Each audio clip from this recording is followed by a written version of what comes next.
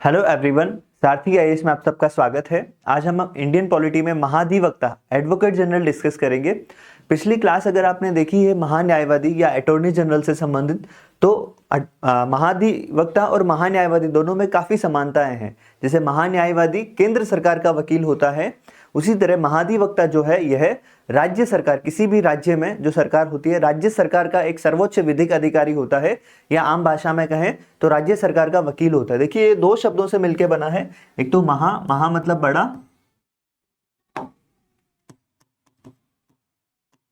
और अधिवक्ता मतलब वकील। तो ये वकील, बड़ा वकील मतलब एक तरह से राज्य सरकार का सबसे बड़ा वकील या राज्य सरकार का सर्वोच्च विधिक अधिकारी, टेक्निकल टर्म्स में बोले तो सर्वोच्च विधिक अधिकारी होता है महाधिवक्ता। ये चीज ध्यान रखनी है, यह एक संवैधानिक पद है। संवैधानिक पद है मतलब इसका क्या है कि इसका संविधान में उल्लेख है। संवैधानिक पद है, संविधान में उल्लेख है। अब संविधान में कहां उल्लेख है? यह संविधान के भाग 6, संविधान के भाग 6 जो राज्य से संबंधित है, इसमें महाधिवक्ता का उल्लेख है। राज्य से संबंधित जो भाग है संविधान में 6, यह राज्य से संबंधित भाग 6 में उल्लेख है, और अनुच्छेद इससे संबंधित है 165, 165। एक चीज ध्यान रखनी है, महाधिवक्ता जो है यह राज्य की जो कार्यपालिका होती है उसका भाग होता है। तो यहां पर एक पॉइंट इंपॉर्टेंट फैक्ट और हो गया कि यह राज्य की कार्यपालिका जो एग्जीक्यूटिव होती है, कार्यपालिका का भाग होता है। अब राज्य में कार्यपालिका कौन होती है? राज्य की कार्यपालिका में एक तो राज्यपाल, एक मुख्यमंत्री, मंत्री परिषद और महाधिवक्ता, यह राज्य की कार्यपालिका में शामिल होते हैं, और महाधिवक्ता राज्य की कार्यपालिका का भाग होता है। तो यहां तक हम लोगों को 3-4 पॉइंट समझ में आ गए। पहली चीज, महाधिवक्ता जो है यह राज्य सरकार का सर्वोच्च विधिक अधिकारी होता है, पहला पॉइंट ये। दूसरा, यह एक संवैधानिक पद है क्योंकि इसका उल्लेख संविधान में, और संविधान में कहा? भाग 6 में। राज्य एक भाग 6, राज्य का एक भाग है 6, उसमें है संविधान के भाग 6 में। अनुच्छेद इससे संबंधित है 165, और यह राज्य की कार्यपालिका का भाग है। अब हम लोग इसके बारे में बात करें आगे, इसकी नियुक्ति योग्यता क्या क्या क्या प्रावधान है। तो महाधिवक्ता जो है इसकी योग्यता होनी चाहिए, यह उच्च न्यायालय, हाईकोर्ट में न्यायाधीश बनने की योग्य हो। यह उच्च न्यायालय का न्यायाधीश बनने के योग्य हो, न्यायाधीश बनने के योग्य हो। ठीक है, तो अगर कोई व्यक्ति हाईकोर्ट में न्यायाधीश बनने के योग्य हो तो वह महाधिवक्ता बन सकता है। इसमें हम लोग कैसे समझ सकते हैं? उच्च न्यायालय के न्यायाधीश बनने की क्या योग्यताएं होनी चाहिए कि वह हाईकोर्ट में 10 वर्षों से वकालत कर रहा हो, या किसी कोर्ट में 5 वर्षों से अधिकारी हो, जज हो, तो वह उच्च न्यायालय में न्यायाधीश बन सकता है। बात करें इसकी नियुक्ति की, तो महाधिवक्ता की नियुक्ति राज्यपाल द्वारा की जाती है। महाधिवक्ता की नियुक्ति राज्यपाल द्वारा की जाती है, और यह नियुक्ति राज्य की जो मंत्री परिषद है उसकी सिफारिश पर की जाती है, राज्य मंत्री परिषद की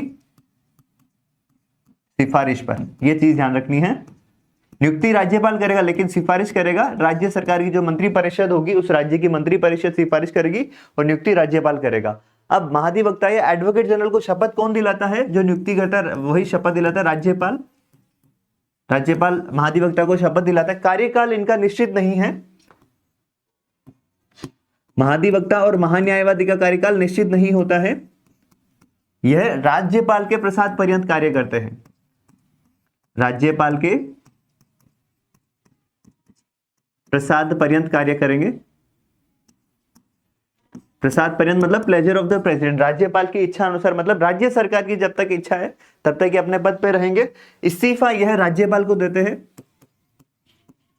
यहां पे ये चीज ध्यान रखना है कि नियुक्ति, शपथ और इस्तीफा यह राज्यपाल द्वारा ही होता है। तो अब पद से हटाना, महाधिवक्ता को पद से हटाने का कोई प्रावधान नहीं है, संविधान में कोई प्रावधान नहीं है पद से हटाने का। पद से हटाने का प्रावधान क्यों नहीं है? क्योंकि यह राज्यपाल की प्रसाद पर्यंत या राज्यपाल की इच्छा अनुसार ही अपने पद पर रहता है, और वेतन, इसके वेतन और भत्तों का निर्धारण भी राज्यपाल द्वारा किया जाता है।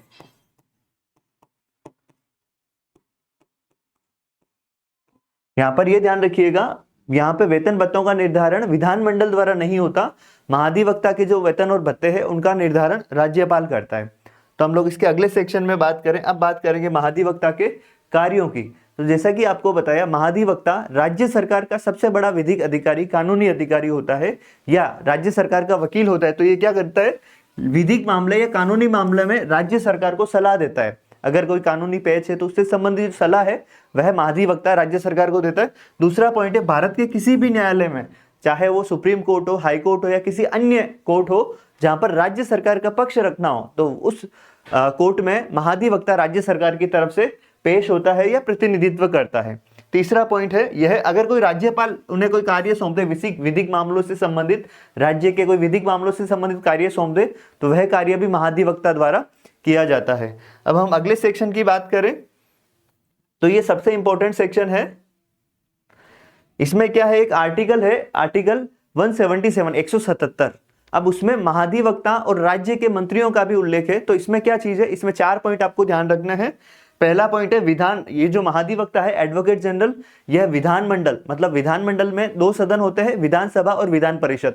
तो ये विधानमंडल के दोनों सदन कौन कौन से मैंने बताया आपको, एक तो विधानसभा और दूसरा है विधान परिषद। तो दोनों सदनों की बैठक में भाग ले सकता है महाधिवक्ता, एक तो चीज ये। दूसरा है विधानमंडल के किसी भी सदन को संबोधित कर सकता है। अगर विधानमंडल में जैसे विधानसभा या विधान परिषद में किसी बात पर, विधिक मुद्दे पर अगर कोई बयान देना है तो भी महाधिवक्ता किसी भी सदन को संबोधित कर सकता है। दूसरा पॉइंट ये। तीसरा पॉइंट है विधानमंडल की किसी समिति का सदस्य भी बन सकता है, चाहे वो विशेषाधिकार समिति हो, चाहे वो विभागीय समिति हो, कानूनी समिति हो, उसमें भी महाधिवक्ता सदस्य बन सकता है। लेकिन वह विधानमंडल में मतदान का अधिकार नहीं रखता है, विधानमंडल में वोट नहीं दे सकता। वोट क्यों नहीं दे सकता, क्योंकि वह विधानमंडल का सदस्य नहीं है। यह ध्यान रखना, समिति का सदस्य जरूर बन सकता है लेकिन विधानमंडल का सदस्य नहीं है। यह आर्टिकल महाधिवक्ता के अलावा मंत्रियों से संबंधित भी है, लेकिन मंत्रियों के संदर्भ में सिर्फ तीनों पॉइंट शामिल रहेंगे। लेकिन मंत्री जिस सदन का सदस्य है, जैसे विधानसभा का सदस्य है तो उसी में वो वोट दे सकते हैं, या विधान परिषद का सदस्य है तो उसमें वोट दे सकते हैं। जिस सदन का सदस्य है सिर्फ उसी में मंत्री वोट दे सकते हैं। बाकी ये अनुच्छेद 177 महाधिवक्ता और मंत्री दोनों से संबंधित है। तो ये चीज हम लोगों को ध्यान रखनी है। ये महाधिवक्ता में अनुच्छेद 165 के बाद सबसे इंपॉर्टेंट अनुच्छेद है जो आपको ध्यान रखने लायक है। अगला पॉइंट बात करें, अगला और लास्ट पॉइंट बात करेंगे कि इसमें महाधिवक्ता की जो सीमाएं, लिमिटेशंस क्या है। क्या कार्य अधिकार हम लोगों ने बात की, सीमाएं क्या है। इसमें लिमिटेशन है कि महाधिवक्ता राज्य सरकार के विरुद्ध किसी भी मामले में सलाह नहीं दे सकता या पेश नहीं हो सकता है। पहली चीज ये कि राज्य सरकार के खिलाफ अगर कोई मामला है तो उसमें वो सलाह भी नहीं दे सकता और उस मामले में वो पेश भी नहीं हो सकता। दूसरा पॉइंट रहेगा इसमें, किसी आपराधिक मामले में, कोई अगर आपराधिक मामला है, वो एक तरह से वकील तो होता ही है, तो वो किसी आपराधिक मामले में सुनवाई नहीं कर सकता या उसमें पेश नहीं हो सकता किसी पक्ष की तरफ से। ये तो एक स्ट्रिक्टली है, लेकिन दीवानी मामलों में वो जरूर पेश हो सकता है, वो भी राज्य सरकार की अनुमति से। तीसरा पॉइंट है, राज्य सरकार के मामलों में टिप्पणी नहीं कर सकता। अब राज्य सरकार का कोई मामला है, उसमें राज्य की अनुमति के बिना वह स्टेटमेंट या बयान जारी नहीं कर सकता मीडिया में कि इससे संबंधित ये चीजें, वो अगर राज्य सरकार की अनुमति होगा तो ही वो उस मामले पर टिप्पणी कर सकता है। लास्ट पॉइंट है, राज्य की अनुमति के बिना किसी भी कंपनी या परिषद का निदेशक या सदस्य नहीं बन सकता। वह राज्य सरकार की अनुमति से ही कर सकता है, लेकिन यह कंपनी और परिषद में सदस्य नहीं बन सकता, क्योंकि वह राज्य सरकार का एक तरह से विधिक अधिकारी है जो किसी दूसरे लाभ के पद पर नहीं रह सकता। तो ये जो महाधिवक्ता का पद है, यह एक तरह से राज्य सरकार का वकील होता है।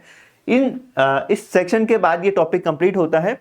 तो आई होप आप सबको समझ में आया होगा। Thank you everyone. Next class में हम लोग नए टॉपिक के साथ शुरुआत करेंगे।